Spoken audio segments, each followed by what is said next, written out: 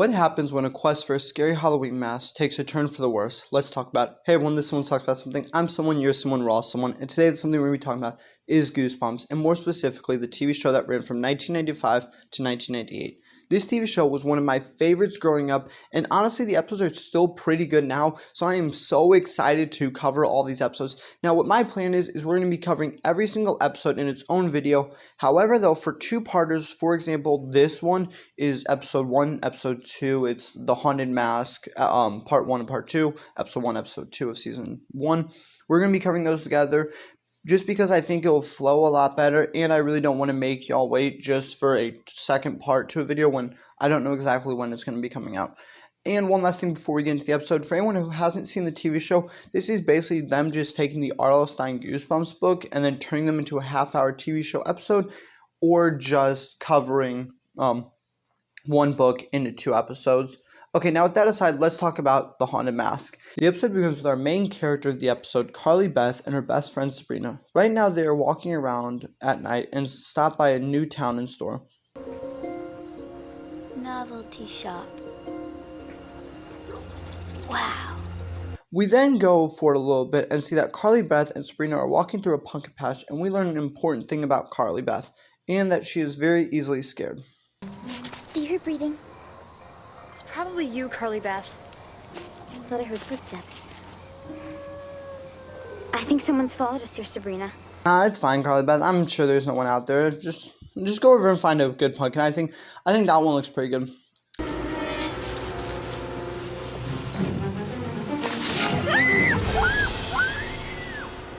Don't worry. The pumpkins aren't alive. It's just 2 other characters who are important in this episode. We have best friends Steve and Chuck, who just absolutely love pulling pranks on Carly Beth to scare her. We then hear from Carly Beth that Chuck and Steve have been pulling so many pranks on her, and it really hurts her the way that they act to her. After walking back home, we meet Carly Beth's mom, the incredible mask that Carly Beth's mom made. It's something that looks like you, silly, because I love you. Why else would I make it? Carly Beth? It smiled at me. Come on, Carly Beth. I'm positive the mask didn't smile at you.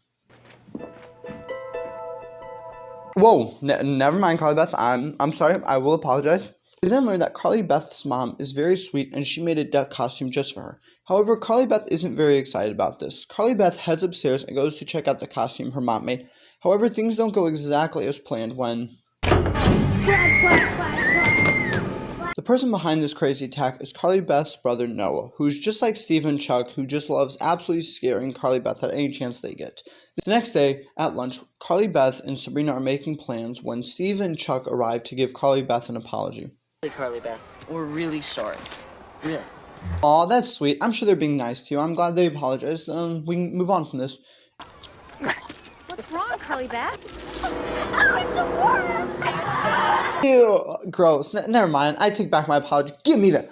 While eating the sandwich, she realizes there's a worm in her sandwich. The whole school just finds this prank the funniest thing in the world, which I, like, honestly, that's not even that funny. I don't know. I don't know if that's just me or, like, I don't know. Maybe I just don't get humor or something. I don't know. Well, everyone except Sabrina. She's actually really nice to Carly Beth. After Carly Beth gets home crying, she gets even more upset and rips up the duck costume her mom made for her. Once she's done destroying the duck costume, she grabs her $30 she has and heads over to the novelty shop from the start of the episode. After she gets to the store and looks around for a bit, we meet the store owner, whose name in the credits is Tall Thin Man, but for the episode, we're just going to call him Mark. I think it's just going to be simpler. While Mark goes to answer a call, Carly Beth looks around at all the different masks the store has for sale. After looking for a bit, she goes into the room with the door that's slightly cracked open, so she sneaks in and sees 6 masks. Here, take a look.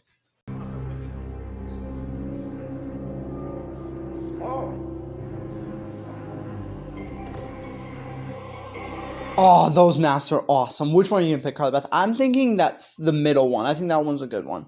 I said no. Oh, hey, man, sorry. I thought you said masks are for sale. And we said the masks move all by themselves. I'm sorry, young lady. But these masks are not for sale. Oh, Carly Beth, well, that he said it. The masks aren't for sale. I guess it's time to go. Please, now. Here's your money. Come on, Carly Beth. I just said he said the masks aren't for sale. That's stealing. He said they weren't for sale. Carly Beth runs out of the store and realizes what she did was wrong. So she decides to go in and return the mask, but when she does, the store is now closed. So I guess she gets to keep the mask now. Carly Beth gets back home and puts the mask on and decides to get a little revenge on Noah. Why don't you guess? Mom, help! Help! Hey, stupid, it's me, it's Carly Beth. Ah, great job, Carly Beth. But could you do me a favor and take that mask off? It's kind of creepy. Okay, don't have a fit. Hey, what is this? My mask, it won't come off. Foreshadowing is a narrative device in which a storyteller gives an advanced hint of what is to come later in the story. Carly Beth is able to get the mask off and toss it to Noah, but before he can put it on, she says she has to get to Sabrina's. So she grabs the mask to head off. However, before she leaves, she puts the mask back on and takes a wooden stick, some red cloth, and the sculpture her mom made of her head, and combines it together, resulting in Carly Beth on a stick. Get yours now for $19.95. After walking for a bit and scaring some kids, Carly Beth finds Steve and Chuck, and she decides to give them a little taste of their medicine, except... Why? Leave us alone!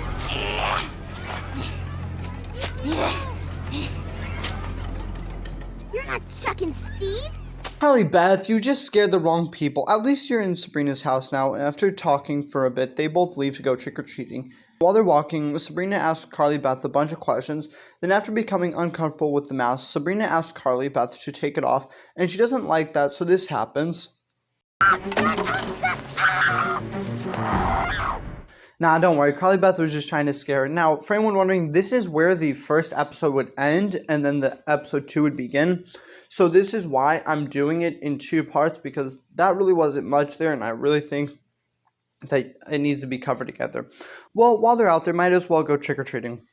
Oh, now that's what I call a scary mask. What are you supposed to be, a giant hamster?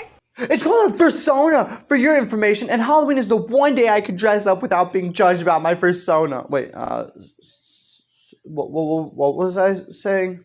Better watch what you say to me if you know it's good for you. After Carly Beth scares the kids, Sabrina decides to go home, and she decides to go and find Steve and Chuck to get even with them.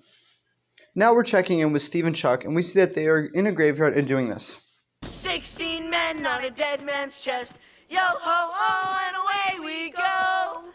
Okay, wait, now hold on for a second. Could you just imagine if there was a ghost here, like, leaning on a gravestone, being like, come on, that's my buddy's grave. Can you just stop dancing on top of it? After Carly Beth gets done destroying people's property, she runs through town until she ends by the cemetery, and she hears Steve and Chuck, so she heads in and then jumps out and scares them and tells them to apologize to Carly Beth.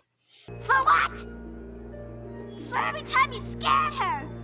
For every time you made people laugh at her. We were just goofing around. We only did it because we liked her. Okay, great, they apologize, so I guess it's all good now, right? Sorry again. Help me. Oh, nope, that's weird, I guess.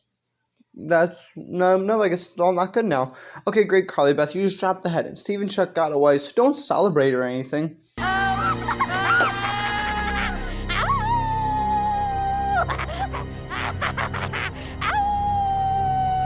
Okay, I have 2 questions that I think are related to this little thing that just happened. 1, did you hear what I just said? And 2, why are you howling? Like, come on, you're not a wolf. Now, we see Carly Beth picks up the head off the ground and then starts to bury it with her hands.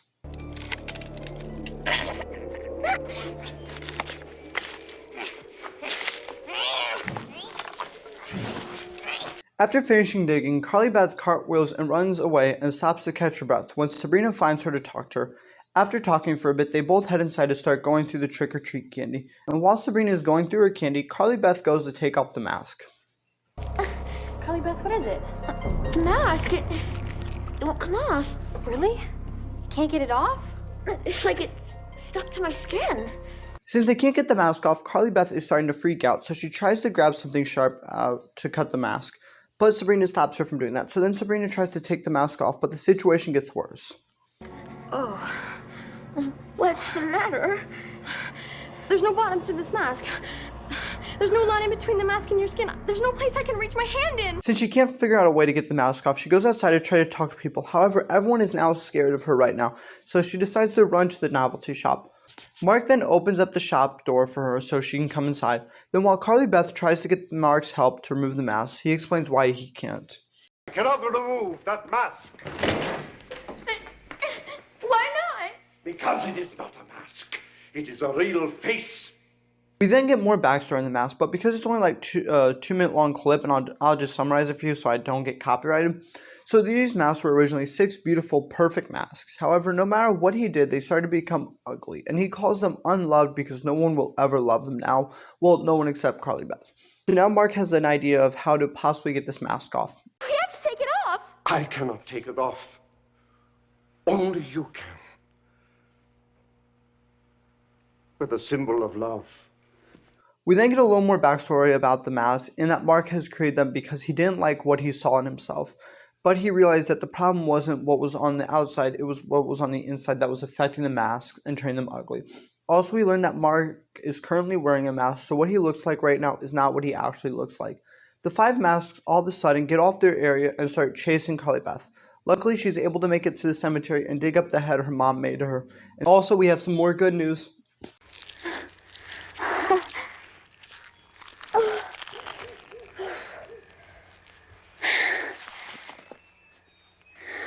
We then learn that the symbol of love Mark was talking about was the mask her mom made for her. Carly Beth then makes it home and then has a heartfelt moment with her mom, and it looks like we're going to leave with a happy ending to this episode. Well, no. Trick or treat! Oh no! And that's where the 2-parter ends off. So what did I think of it? I thought this was an amazing 2-episode. I can definitely see why this is one of everyone's favorite episodes because it was such an enjoyable watch, and the design of the mask is absolutely amazing.